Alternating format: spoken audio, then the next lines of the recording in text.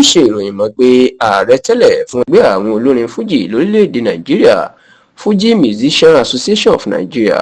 ìyẹn Alhaji Saka Odunsi ẹni tí gbogbo ayé mọ̀ sí Saka Ọ̀rọ̀bọ̀ Sàkárìyáò ó ti jáde láyé o, ṣùgbọ́n tó jẹ́ pé lásìkò tí mìmì ayé tó mì bàbá náà tí àìsàn tó padà ṣekú pa tó gba ẹ̀mí ẹ̀ tó ń fi lògbòlògbò, ọ̀pọ̀ àwọn èèyàn ni kò mọ nǹkan tí àwọn gbajúmọ̀ olórin méjì kan ìyẹn Alhaji Sule Alao Adékúnlé ẹni tí gbogbo ayé mọ̀ sí Màláìkà tàbí Kíbla Fuji tàbí Madiba àti gbajúgbajà olórin Fuji ni tó jẹ́ ọ̀gá ńlá Fuji ìyẹn Alhaji Wasiu Alabi Ọdẹ́tọ́lá ẹni tí gbogbo ayé mọ̀ sí Pasuma. Ọ̀pọ̀ èèyàn ni kò mọ nǹkan tí wọ́n ní wọ́n ṣe lórí ìtọ́jú ọkùnrin náà. Bí ẹ̀yin bá ń bá ìwé ìròyìn tẹlifíṣàn Yorùbá Tòótọ́ tá à ń ṣe ìyún ìwé ìròyìn Yorùbá Tòótọ́ tó ń jáde gbogbo ọjọ́ ajé tí í ṣe ọjọ́ Monday káàkiri gbogbo Nàìjíríà tẹ́ ẹ bá ń fọkàn bá a lọ, àti tẹlifíṣàn Yorùbá Tòótọ́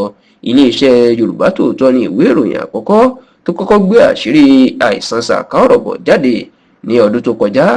Bẹ́ẹ̀ la jẹ́ kó di mọ̀ ìpè àìsàn kíndìnrín ni ó ń ṣe bàbá náà tó sì jẹ́ pé ó ti ń lọ sí òkè òkun pàápàá ìlú London tí àwọn ẹbí ẹ̀ tún wà láti tọ́jú ààrẹ tí bàbá náà sì ná òbítíbitì owó. Sí ọ̀pọ̀ èèyàn ló mọ̀ pé kì í ṣe orin fújì nìkan ni Saka Ọ̀rọ̀bọ̀ fi ń jẹun nígbà ayé ẹ̀, kódà lásìkò tó ṣe ààrẹ ẹgbẹ́ onífújì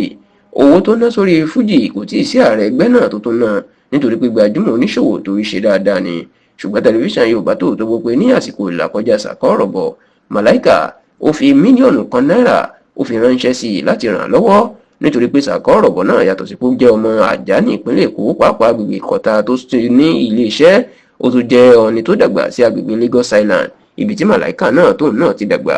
Bẹ́ẹ̀ ni a gbọ́ pé Alhaji Wasiu Alabi Pasuma òun náà fi owó ránṣẹ́, bó tilẹ̀ jẹ́ pé àti ìfìdí eléyìí múlẹ̀ nítorí pé àwọn tó súnmọ́ Saka Ọ̀rọ̀bọ̀ owó méjì náà dárúkọ báwọn kan ṣe ń sọ pé mílíọ̀nù kan náírà ní Pasuma fi ránṣẹ́, làwọn míì sọ fún Yorùbá Tòótọ́ pé mílíọ̀nù 3 náírà ló fi ránṣẹ́ sí bàbá náà. Ṣùgbọ́n pẹ̀lú gbogbo àwọn owó yìí ẹlẹ́mìí máa padà gbà ní alẹ́ ọjọ́ ajé tí í ṣe Monday ọ̀sẹ̀ tó kọjá tó jẹ́ ọjọ́ àkọ́kọ́ nínú oṣù kẹsàn-án, ṣùgbọ́n tó jẹ́ pé àárọ̀ ọjọ́ ìṣẹ́gun Tuesday ọjọ́ kejì náà tó kéde ikú ẹ̀ síta nítorí pé ó jẹ́ ẹlẹ́sìn Islam. Ọjọ́ kejì tó kù ìyẹn ọjọ́ Tuesday ọ̀sẹ̀ tó kọjá ni wọ́n sìnkú Saka Ọ̀rọ̀bọ̀ nílànà ẹ̀sìn Islam. Ọ̀sẹ̀ tá a sì wà yìí ò ní